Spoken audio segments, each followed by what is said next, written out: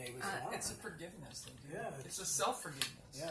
I was the hardest person to forgive. Right, That was really hard, man. Someone to beat myself up for everything. I used to think used to think I was the worst person, even when I was in AA, church, everything, you know, and then just Like you were a sore thumb that stuck out, and everybody knew. And I was like, and I never knew why I was so hard on myself, and I still don't know now. My sponsor he used to always give me like these little mental things. He used to say, you know, what you really have is kind of like a ball peen hammer in one hand, and you got a gun in the other. He goes, what you're doing is walking around in life.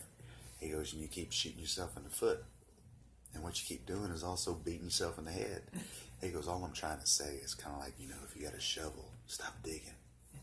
He goes, and then he'll say this other stuff. He'll be like, you know what? If you feel bad, go ahead, take a big old bite.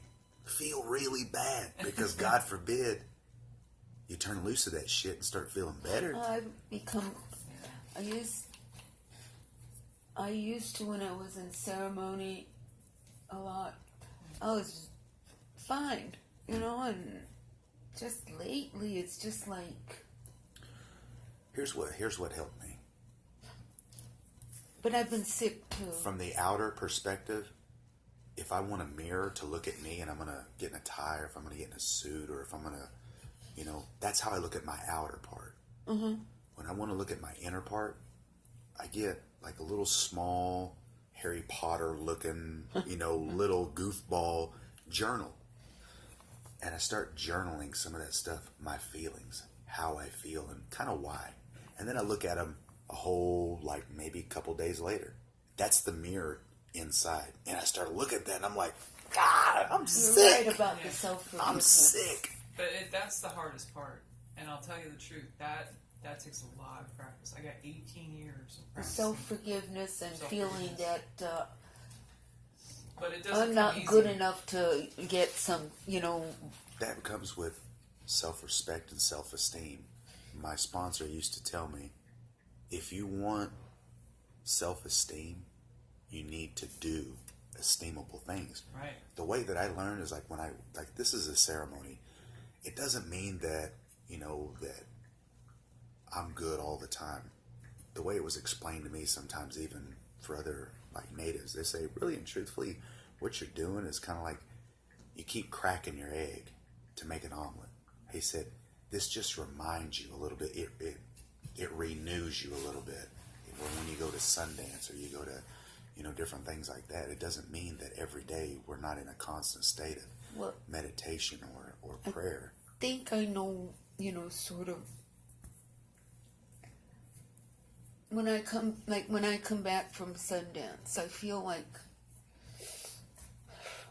there's no feeling like it, and then you come back to the real world and it kicks you in the face and in the rear end, and you feel all the hate that's around you, and it took me a while. I remember the first time I'm in recovery too. I don't talk about it. I don't know. I joined the club.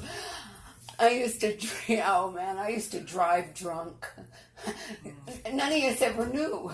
I never told anyone. But when I was young, boy, I get in the car. I was a demon behind wheels. I was so drunk. I'd be going, that was bad. I remember the first time I started hearing just those curveball stories in AA, and I was like, I can hang out with these people. Right. Because it Well, is. see, you know, everybody's got a little mud on them. But that was the thing. I had all this shame for shit that I did, and then people would be sharing in meetings about stuff I did. Yeah. And I was like, what? And then, like, I share, and I, like, you know, dump or something. I puke all over the crowd. Yeah. And these women, these old-timers women, they come at me and they're like, read pages 62, 63. And I'd read pages 62, 63, and I was like, what? Why? They're talking about me. And I looked at the front of the book. I need to buy the big book again. I was like, both what? NA and AA. I was just shocked. I was like, wow, I am not the only one. And I think that was the hook.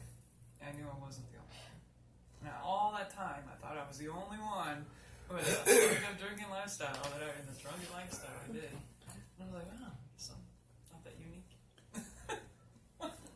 It's funny though, whenever they use that terminology, that I'm terminally unique, and I was like, I kind of like thought about it, and then like the little like my head was like terminally unique. It's kind of like negative, but then it's like they're trying to like, you know, trying to make crack fun of you, and you're like, you're terminally unique, and I'm like, that intellectual vanity, this stuff here, it's just massaging it. It's like I used to go to AA and NA, and but then everybody that was there was using or chipping, and I never went to NA, and I knew people who would go to NA that they would drink.